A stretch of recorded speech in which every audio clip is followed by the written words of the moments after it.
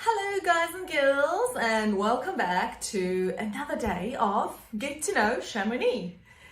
Today is the fourth day that we are live streaming what it is that I can share with you about me, myself and I. Essentially that's what it's about, because that's what this whole series is about. It's about getting to know me better.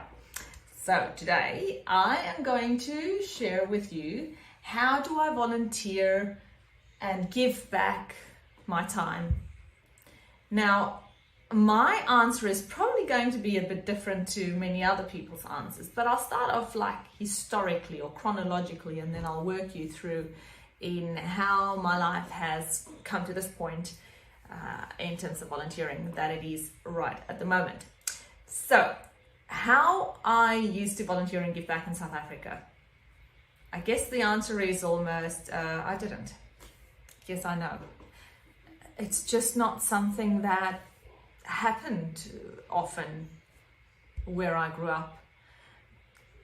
Other than that I can say that I gave my 10th to the church, and that way we gave our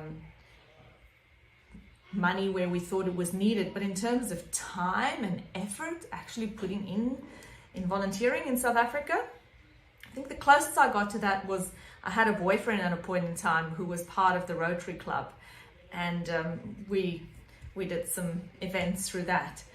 But yes, I was sort of second-handedly involved in that. But it was only until I came to Australia that I really learned the value and the meaning of giving back your time to the people around you, to the area that you're living. And I guess giving back can have different perspectives or definitions for different people. And so for me, giving back means how I contribute my time for free to help another person or an animal, or indirectly sort of through building areas, policy, those kinds of things where you put your time and your effort in and you don't get remunerated for it, or you get very little remuneration, where in fact it's not actually about getting a salary, it's more a stipend that they provide you for reading through stacks and stacks of documents. Anyway, so to go back to the question, when I started here in Australia, as I've said to you guys a few times now, is that I came as an international student and I studied at Curtin University when I first came here. And as an international student, you have a few hoops that you've got to jump through and do a number of things to make sure that you comply to all the visa regulations and rules, and that you are enrolled in sufficient credits and not basically be a burden on the government. And there were a few issues with my enrollment at first when I got here. And I struggled through getting all those things organized and sorted out with the university. It was just administratively, by the way. But I didn't know anybody, I didn't know any friends, I didn't know the system. I could speak the language, I could speak English, even though it's my second language, and I didn't always have the words. I still don't always have the words. But I managed to find my way around and figure things out as I went. And often I just wished that there was somewhere else I could go that I could ask these questions from, or somebody who could help me settle in and make sure that I'm organized in being an international student.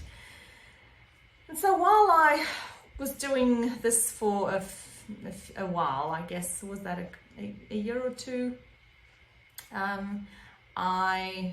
now that's right, I started as an international student doing my 2 master's degrees, and then I went working in software and came back to university to do my PhD. And at this point, when I had then already become a permanent resident and just about to become a citizen in Australia, I felt more comfortable with where I was at, and that I could then start giving back in the sense of wanting to help other international students and other students in general, and other people really who've moved to Australia to settle in and find their ways. And I found the Guild. The Guild is like the student, the Studentenraad. It's the student board at the university level, where students obviously can go to get some support if they needed to, and that's the voice of the students. So I found the Guild to be a supportive environment and decided to start helping out at the Guild so that I could give back from my time and effort, remembering how I struggled to get settled into Australia in the beginning as a student and get all my things sorted out. So I wanted to give back and make sure that other students did not have the same problems I had, and that I could help get them sorted much quicker than what it felt like for me to get sorted out in the beginning. So that really kicked off my journey in giving back, and that was as a student rep, because payment, student reps, I don't think you can call it payment. It's really almost like just covering your fuel to go to university and back to get there. So I started there. I became the vice president of the Postgraduate Student Association shortly after I joined the Guild, and then subsequently I was elected as the president of the Postgraduate Student Association at Curtin University. And then from there on, I got involved in the National Student Association for Postgraduate Students, and they're called the Council of Australian Postgraduate Associations. And I then became the president of the National Postgraduate Student Association, basically representing, about 350,000 postgraduate students in Australia. And again, that was about giving back and trying to make sure that students have good environments to study in, essentially what it gets down to. If there are any policy related issues, that we tackle those straight on. If there were issues with international students, that would look after those and advocate on behalf of the students. And I served on many national committees in that capacity, whereas I would be on boards and committees and things with the ministers, the Minister for Education, and I learned a lot in a short period of time in how politics works, because that really was my first stepping stone into politics. When I neared my PhD studies, towards the end of it, I realized that I could actually have an influence and give back to my local community that I lived in. And that was the Residents Association of the suburb that I was in. So there were some things that I wanted to help the area to get established and help them have a voice at the council or municipality level. And there was no Residents Association for our suburb at that point in time. I had volunteered at the Residents Association a few years back when they were established, but then subsequently things happened and they ceased to exist. And then at this stage in my life, I'm like, I should really start this back up, because our area needs representation on a council level. And it's really the residents associations that drive this for the municipalities or the councils that you live in, so that if things needs to be done, then it's a one voice that gets their ideas or their concerns across to the council. And so I started that off, and I was the president of that residents association. And while doing that, I was approached by a few of the residents who then asked me, can I please run for council? And did that and got elected, really thankfully and excitedly. Then moved from being representative of our suburb only to being a representative of the whole of the municipality. And we have about 110,000 people in this city council and the city of Coburn, and I absolutely love being a councillor and giving back to my community, because being a councillor is a part-time role. It's not you're not employed, you're elected, so you're not a staff member of the municipality or of the council. And so we get a stipend, which is really I would get more money flipping burgers at McDonald's, to give you an idea for the effort that goes into being a counsellor. So they call it a stipend. It's just basically a sitting fee, essentially. So you get reimbursed for the hours, essentially, that you attend the official council meetings for. Now, there are many more than just official council meetings that you attend in your role or capacity as a counsellor. There are heaps and heaps of committees that you serve on, and meetings of the communities that you go to, and other meetings of building roads and saving animals, and just heaps and heaps of stuff. So being a counsellor has been a tremendous experience for me in my life. It has added to my life while I am able to support and give back to the community by representing their concerns and their needs, and being strategic in how we develop what we do at the City of Cockburn.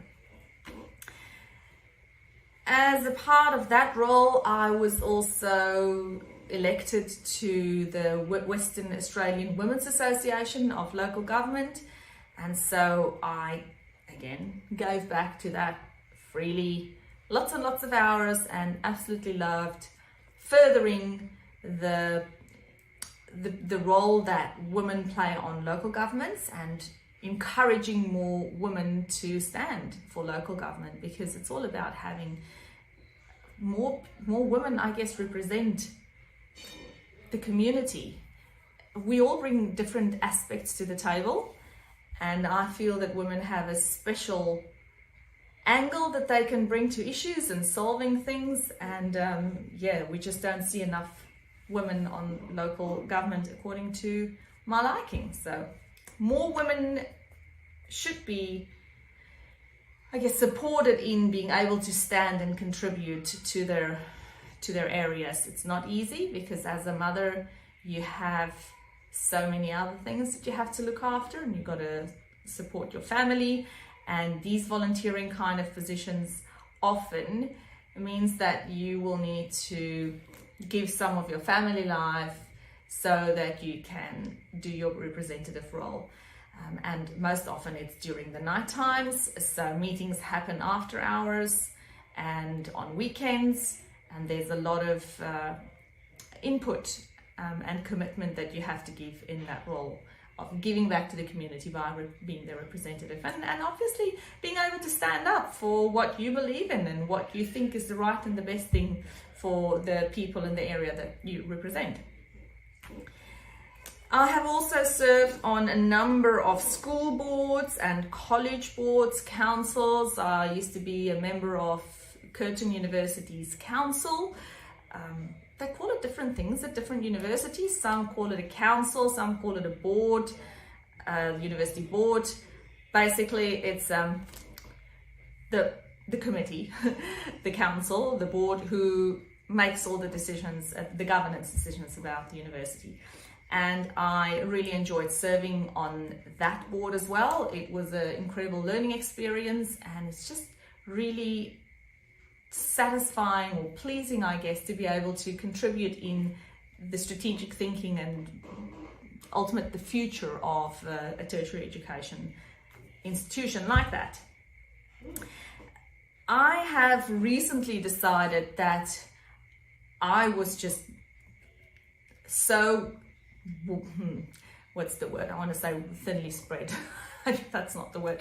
But I was just serving on so many volunteering boards and committees, and in so many volunteering capacities, and I have been doing so almost pretty much since for the last 10 or 12 years, that now that I have my own family and I have my 4 little kids, it was time for me to step back a little bit and make sure that I choose 1 or 2 avenues that I was going to focus on mostly in terms of volunteering and giving back. And so one of the other areas that I've been giving back so much of my time and effort have been in helping South Africans with information and tips on how to move to Australia, what the visa process entails, how do you settle in, how do you open a bank account, what are the options, what do you do to become an international student, is it easy to get into the country? How long does it take? All these kinds of questions. And I have also been an advocate for the people in South Africa in the white genocide that's happening there, and openly speaking on behalf of those people who are just slaughtered, murdered, things done to them that is absolutely unacceptable, as many of our South African viewers would know. My heart and my soul goes out to the people that I grew up with, and my family. I still have a lot of family in South Africa, and I lived and breathed it. I know exactly what happens there. So I will always stand up for what I believe is right, and where I can make a difference, whether it's in a paid capacity or a non-paid capacity, it does not matter. I do not shy away from doing the right thing.